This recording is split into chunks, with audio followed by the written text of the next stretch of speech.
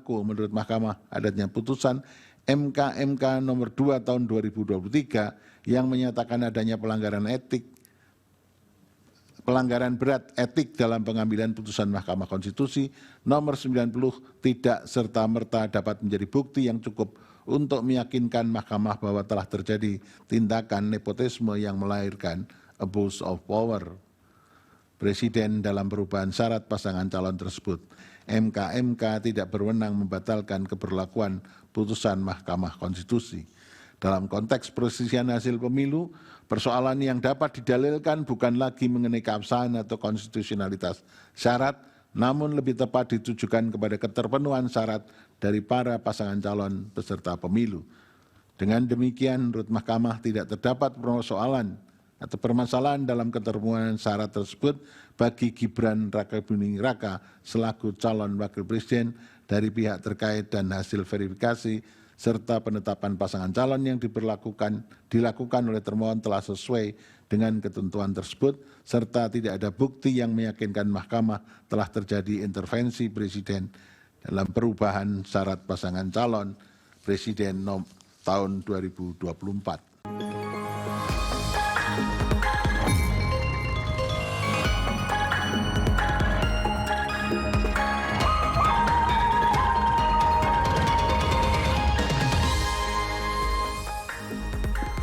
Halo, selamat pagi Cia. Halo, selamat pagi Oscar. Dan selamat pagi juga sahabat RTV. Tadi sudah kita buka dengan cuplikan putusan ya, hasil sidang perselisihan hasil pemilihan umum. Ya, ini kita juga tentunya akan memperlihatkan juga seperti apa respon dari pihak 01 dan juga 03 ya, sebagai Oscar. penggugat begitu ya terhadap putusan MK tersebut. Nanti kita akan melihat bagaimana respon masing-masing dari berbagai pihak. Iya. Selengkapnya di Lensa Indonesia Pagi bersama saya Oscar Haris. Dan saya Felicia Bu, ini dia Lensa Indonesia Pagi selengkapnya untuk kamu sahabat RTV.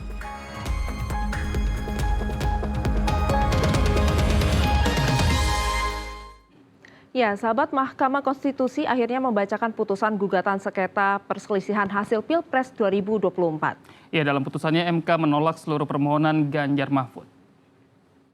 Mahkamah Konstitusi Republik Indonesia yang mengadili perkara konstitusi pada tingkat pertama dan terakhir menjatuhkan putusan dalam perkara perselisihan hasil pemilihan umum Presiden dan Wakil Presiden tahun 2024 diajukan oleh 1 nama Haji Ganjar Pranowo SH MIP, 2 nama Profesor Dr. HM Mahfud MD SH SU MIP. Pasangan calon presiden dan wakil presiden dalam pemilihan umum presiden dan wakil presiden tahun 2024 nomor urut 3. Karena berasal dari satu peristiwa hukum yang sama, yakni penyelenggaraan pemilu presiden dan wakil presiden tahun 2024, sehingga pertimbangan hukum di dalam mempertimbangkan kedua permohonan diulang dalam kedua perkara tersebut antara perkara nomor 1 dan seterusnya 2024 dan perkara nomor 2 tahun 2024 saling berkaitan dan berkelindan sehingga tidak dapat dipisahkan satu dengan yang lainnya. Amar putusan mengadili dalam eksepsi, menolak eksepsi termohon dan pihak terkait untuk seluruhnya. Dalam pokok permohonan, menolak permohonan pemohon untuk seluruhnya. Terhadap putusan Mahkamah Konstitusi aku terdapat pendapat berbeda atau dissenting opinion dari 3 orang hakim konstitusi, yaitu Hakim Konstitusi Saldi Isra, Hakim Konstitusi Eni Nurbaningsih, dan Hakim Konstitusi Arif Hidayat sebagai berikut. Sebelum membacakan putusan gugatan dari pasangan calon Ganjar Mahfud MD, ini Mahkamah Konstitusi juga membacakan putusan gugatan dari pasangan Anies dan Caimin. Ya, dalam putusannya MK menolak seluruh permohonan paslon 1. Namun ada 3 hakim MK yang memberikan pendapat berbeda atau dissenting opinion. Demi keadilan berdasarkan ketuhanan yang Maha Esa, Mahkamah Konstitusi Republik Indonesia yang mengadili perkara konstitusi pada tingkat pertama dan terakhir menjatuhkan putusan dalam perkara perselisihan hasil pemilihan umum Presiden dan Wakil Presiden tahun 2024 yang diajukan oleh 1 nama Haji Anies Rashid Baswedan PhD, 2 nama Dr. Haunis Kausa H.A. Muhaimin Iskandar, pasangan calon presiden dan wakil presiden dalam pemilihan umum presiden dan wakil presiden tahun 2024 nomor urut 1.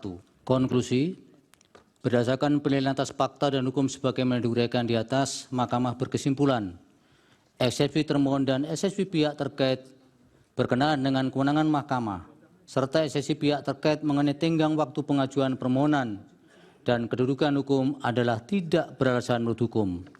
Mahkamah berwenang mengadili permohonan aku. Permohonan diajukan masih dalam tenggang waktu yang ditentukan oleh peraturan perundang-undangan. Pemohon memiliki kedudukan hukum untuk mengajukan permohonan aku. Eksepsi termohon berkenaan dengan pokok permohonan adalah tidak beralasan menurut hukum. Permohonan pemohon tidak beralasan hukum untuk seluruhnya. Berdasarkan Undang-Undang Dasar Negara Indonesia tahun 1945, Undang-Undang Nomor 24 Tahun 2003 tentang Mahkamah Konstitusi, sebagaimana telah diubah terakhir dengan Undang-Undang Nomor 7 Tahun 2020 dan seterusnya dianggap dibacakan. Amar putusan mengadili dalam eksepsi, menolak eksepsi termohon dan pihak terkait untuk seluruhnya. Dalam pokok permohonan, menolak permohonan pemohon untuk seluruhnya. Pendapat berbeda atau dissenting opinion.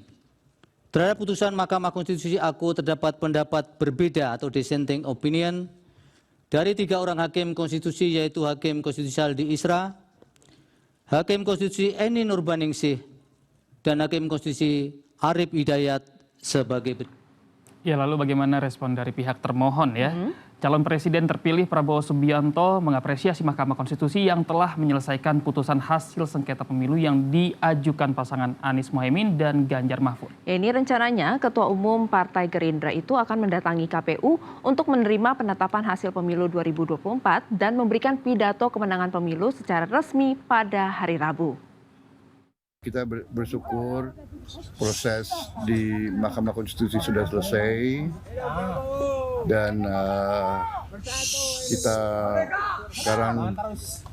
sekarang tentunya lakukan persiapan untuk menghadapi masa depan. Saya kira itu dari saya. Ya, kalau nggak salah hari Rabu kita akan ke KPU. Saya kira itu saja. Terima kasih semua masyarakat. Terima kasih dukungannya. Terima kasih kepada Mahkamah Konstitusi yang sudah menjalankan tugas yang berat. Terima kasih kepada semua unsur, semua pihak yang telah bekerja keras. Saya kira itu ya. Terima kasih ya. Sementara itu, calon wakil presiden terpilih Gibran Rakabuming Raka menanggapi putusan Mahkamah Konstitusi yang menolak seluruh gugatan pasangan nomor urut 01 Anies Mohaimin dan pasangan nomor urut 03 Ganjar Mahfud. Ya, Gibran sedikit memberi sinyal akan rencana konsolidasi politik dengan kubu paslon 1 dan 3 meskipun rencana tersebut menunggu keputusan Prabowo Subianto. Ya, untuk selanjutnya kami akan menunggu arahan dari Pak Prabowo. Tapi kalau ini melihat hasil seperti ini memang sudah diprediksi sebelumnya atau bagaimana? Ya enggak lah, hasil putusan yang kok diprediksi. Lihat karena kan gugatannya banyak yang misalnya terlalu dibuat juga dari kalau masalah itu ya diputuskan di MK sekali lagi ya. Saya nggak berhak beropini seperti itu. Ya. Mas, dengan hasil ini apakah rencana untuk merangkul 0103 akan segera direalisasikan? Untuk itu keputusannya di Pak Prabowo. Ya. Sekarang semuanya menunggu arahannya Pak Prabowo dulu. Oke, nanti akan kami update lagi. Semoga dalam waktu dekat ada. Ntar aja. Ya biar penasaran. Mas, kalau nggak seru kalau di spill sekarang, nanti aja ya. Ini ke Jakarta atau di Solo aja, Mas? Enggak, di Solo itu tadi sudah saya jawab. Kita menyelesaikan tugas-tugas yang ada di Solo. Oke, makasih. Ya, sementara itu calon presiden nomor urut 03 Ganjar Pranowo mengaku sejak awal sudah siap dengan apapun keputusan Majelis Hakim Mahkamah Konstitusi atas kasus sengketa Pilpres. Ya, ini Ganjar juga sangat mengapresiasi dissenting opinion dari salah satu hakim, menandakan masih ada ruang nurani sebelum jatuh putusan. Dan berikut pernyataan Ganjar. Hakim majelis saya apresiasi yang pertama menerima proses sejak dari awal dan kemudian menyidangkan sampai kemudian tadi diputuskan dan ada dissentingnya. Yang menarik dalam catatan kami adalah dalam dissenting itu disampaikan bahwa eksepsi-eksepsi yang ada ditolak. Maka hakim akan mengadili. Hakim tidak hanya bicara kalkulator, lebih bicara substantif. Bahkan tadi Pak Arief sampai mengabulkan. Maka artinya nurani hakim punya ruang sendiri untuk bisa mengekspresikan dalam bentuk putusan. Dan saya kira ini adalah proses panjang yang harus kita hormati. Saya dan Pak Mahfud tinggal hari ini saja, akhir dari sebuah perjalanan. Maka apapun keputusannya kami sepakat dari awal untuk menerima, maka kami terima. Dan tentu kami mengucapkan selamat bekerja untuk pemenang dan mudah-mudahan PR bangsa ke depan bisa segera diselesaikan. Hari ini dolar menguat, rupiah jatuh. Hari ini ada perang ya yang bisa bertambah dengan titik depan yang makin banyak.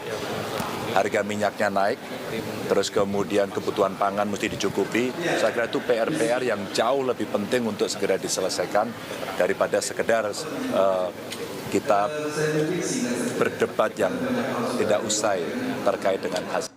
Keikhlasan menerima putusan MK juga dilontarkan Capres nomor urut 01 Anies Baswedan. Namun Anies juga mengimbau para pejuang demokrasi agar tidak putus asa terhadap proses politik yang terkadang mengecewakan. Ya, Anies justru memaknai momentum ini sebagai panggilan kepada masyarakat yang menjunjung etika politik agar tidak menyerah memperjuangkan yang terbaik untuk negeri. Berikut pernyataan Anies. Proses politik sering nampak kotor dan berujung pada kecewaan. Tapi jangan sampai itu semua membuat kita berputus asa pada proses politik. Begitu banyak cita-cita besar yang dapat diperjuangkan melalui jalan politik. Bila saat ini kondisinya masih begitu mengecewakan, justru ini adalah tanda, ini adalah pengingat bahwa perlu semakin banyak dari kita semua yang mau berjuang di jalan politik. Ini adalah panggilan mereka-mereka yang berintegritas, yang menjunjung tinggi etika, yang memikirkan tentang masyarakat, tentang negara, tentang rakyat, untuk mau masuk di wilayah politik. Bawa kompetensinya, bawa integritasnya, dorong, jangan menyerah, dan jangan putus asa. Jalan perjuangan masih terbentang panjang.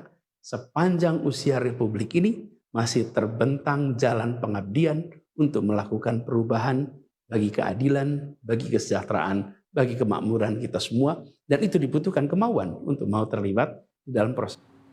Ya, sementara itu salah satu kuasa hukum pasangan Capres-Cawapres nomor urut 02, Yusril Iza Mahendra, mengaku sudah menduga bahwa dua paslon lainnya tidak mampu membuktikan seluruh tudingan dalam persidangan. Ya, ini Yusril menegaskan kini sudah sah bagi Komisi Pemilihan Umum untuk menetapkan pasangan Prabowo Gibran sebagai pemenang Pilpres 2024. Kami sudah meramalkan dari awal bahwa kedua pemohon itu tidak mampu untuk membuktikan dalil-dalilnya dalam persidangan, narasi-narasi saja, tapi tidak ada bukti. Baik dari keterangan saksi, keterangan ahli, maupun juga dari alat-alat bukti yang dibawa ke persidangan.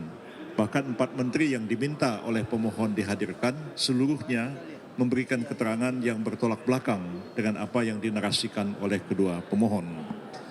Jadi putusan yang kita dengar sama-sama tadi adalah Mahkamah Konstitusi memutuskan menolak permohonan kedua pemohon seluruhnya. Berarti tindak lanjutnya selanjutnya adalah dilakukan oleh KPU untuk menetapkan pasangan calon terpilih dalam pemilihan umum Presiden Wakil Presiden 2024, yaitu pasangan Prabowo Subianto dan Gibran Rakabuming Raka. Pasca putusan MK yang menolak seluruh permohonan pemohon baik dari 01 dan 03, Ketua Umum Partai Nasdem Surya Paloh menyatakan putusan tersebut sudah final dan mengikat untuk seluruh proses hukum yang sudah berjalan. Ya, bahkan Surya Paloh juga mengajak semua pihak untuk menutup buku lama dan mulai membuka lembaran baru demi persatuan bangsa dan negara Indonesia.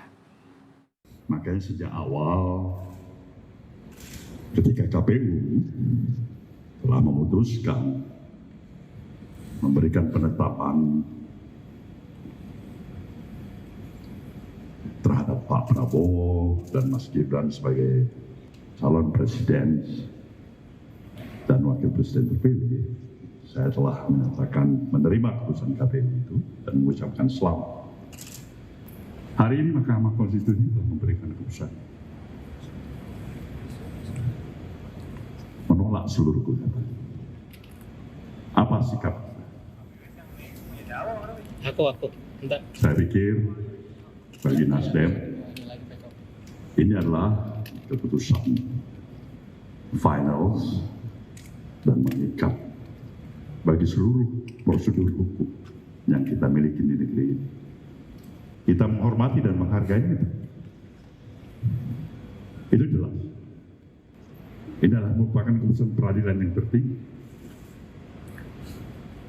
Maka wajar bagi kita semuanya harusnya ibarat menutup buku lama dan membuka lembaran buku baru.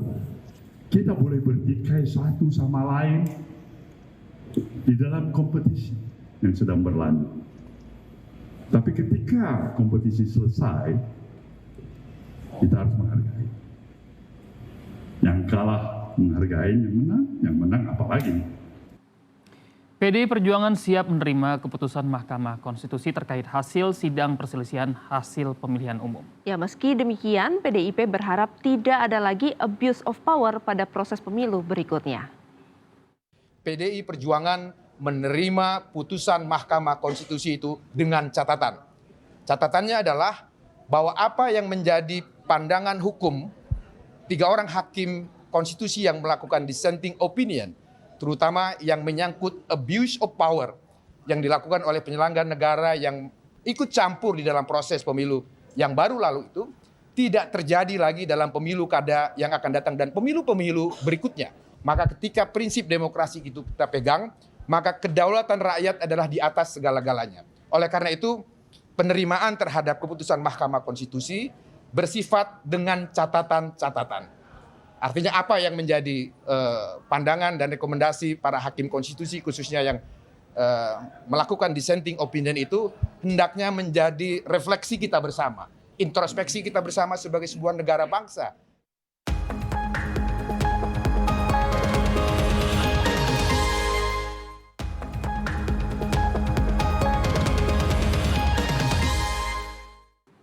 Ya sahabat, demikian Lensa Indonesia pagi kali ini. Saya Oscar Haris. Dan saya Felicia Wu mengucapkan terima kasih atas kebersamaan kamu. Selamat pagi, selamat beraktivitas, dan sampai jumpa.